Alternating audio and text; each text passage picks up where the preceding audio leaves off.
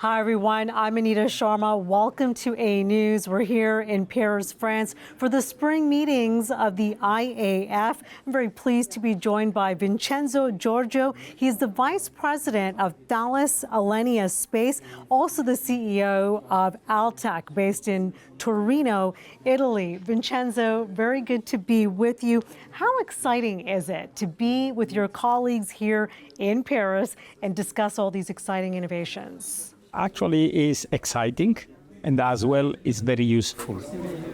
The way we conduct our International Exploration Committee allows us to know who is doing what and how this is going to happen.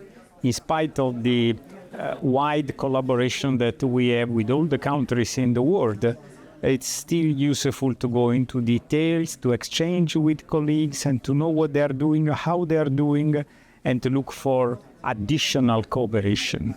Now, I understand you're based in Torino, Italy. One would presume you work very closely with the Italian Space Agency, but how critical is it?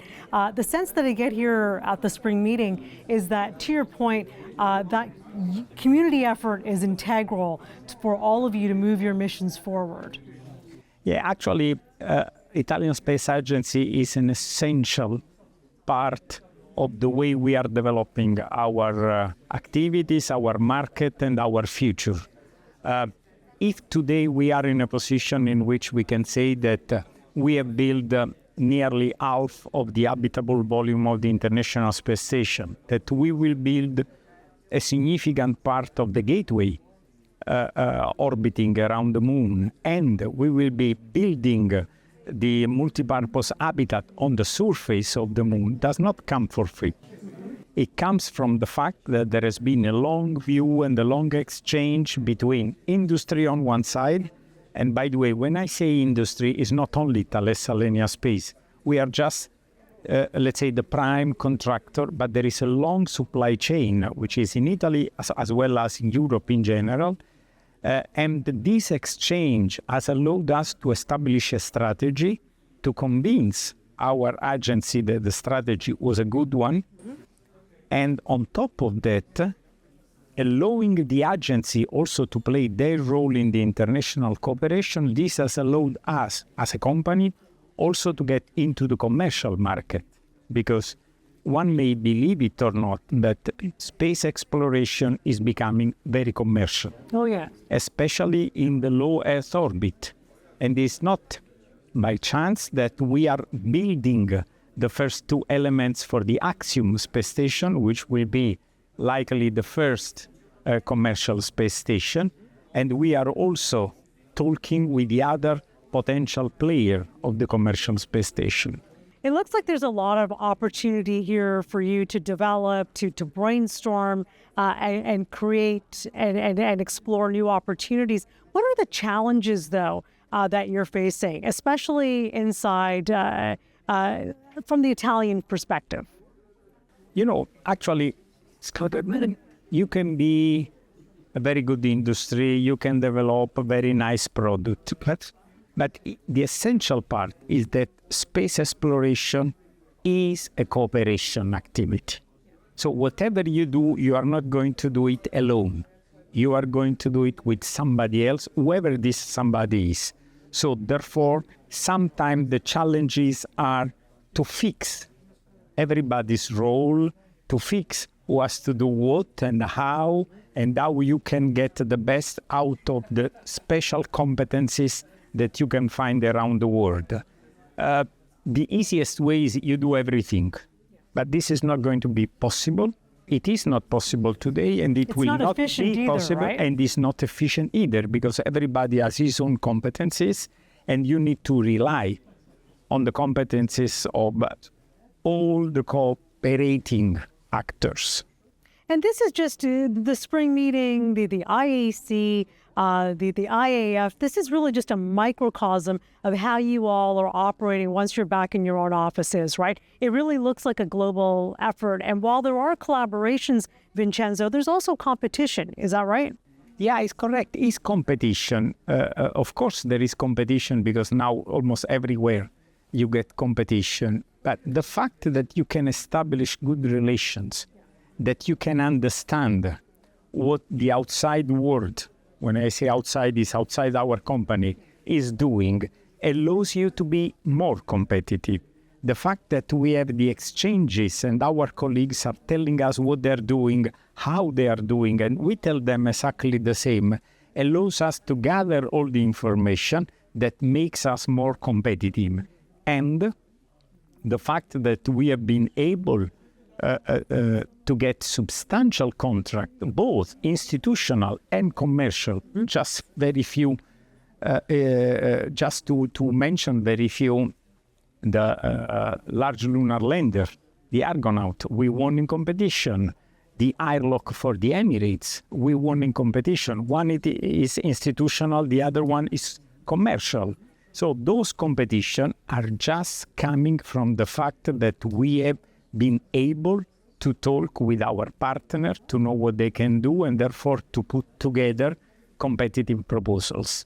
What excites you the most right now as you set out your goal for the future for your companies? I know you're wearing a couple of hats here with the Thales, Alenia space, as well as Altec. What excites you most right now? Actually, of course, once you are in low Earth orbit and you're moving from an institutional-driven activity to a commercial activity, of course, what gets you excited is to work in this new environment. You don't get an institution that gives you requirement and you build the hardware. You are part of the definition, and this is very exciting. On the other side, I would say that imagining what can happen in a decade from now on the moon, it's something that it's very exciting, and you know that you are part of it because we are building the lunar lander, we are building the elements for the lunar gateway station. We are building in Altec a lunar facility that will allow to test and to make operations on the surface of the moon. So you are touching every single bit and pieces of the lunar exploration, knowing that lunar exploration is just a step that will allow us to bring on Mars and beyond. It's incredible, right? Whether you're talking about the lunar missions, whether you're talking about Mars, it also begs the question with respect to sustainability. With all this traffic that we're seeing in space, and you talk about the increased commercialization of the industry, how do you reconcile that? How do you keep an eye on sustainability here? Actually, when talking about sustainability, you have to look at the system in its totality. Okay. And all the advantages that it brings you back. I mean, it would have been easy to say when once on the space station we are able to recycle 95% of the water, then of course what you gain as experience, what you gain as a technology on the Earth, it gives you just a sign of what you can actually achieve. And this is valid for the whole exploration activity. We have to be careful. We have to pay attention to sustainability, and meanwhile we don't have to limit our dreams because we have to take in account also the inspiring motivation that space exploration brings to our new generation. And I mean, in my career, both in Thales Alenia Space and in Altec, we are paying very much attention to the children. And I tell you that till, let's say, 10 years ago, we were talking and looking at people at the age of, let's say, university age. Okay. Now we discover it's too late. You have to talk with people 14, 15, because that's the point in which you can actually stimulate their fantasy and bring them into our world, which is a fantastic world. That's a really incredible space to be in, right? Attracting youth, attracting that younger talent. I was speaking with some of your colleagues here. Some are facing challenges in that area. Others are saying we've just got a huge pool of youth, of younger talent that we can now dip into. That's an envious position to be in, right? Because to your point, it's not even university now. You have to get them while they're in, as we would say in North America, high school or even middle school. It's middle school, high school, because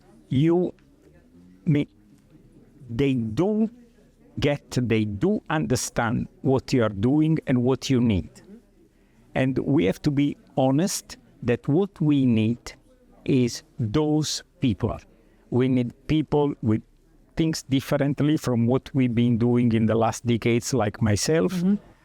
When you speak about artificial intelligence, when you speak about a new way of doing space, what you need is fresh mind. What you need is fresh ideas. And the experience tells us that they are giving you a value. It's not you giving them a value. The tables have turned, haven't they? Correct.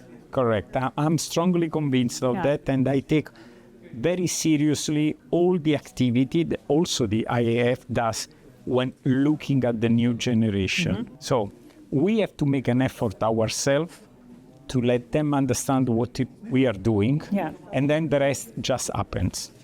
If you were to look forward, say 10 years from now, what would you like to see happen, whether it's you with your companies moving this forward or your colleagues are moving it forward? What would you like to see in, say, a matter of 10 years?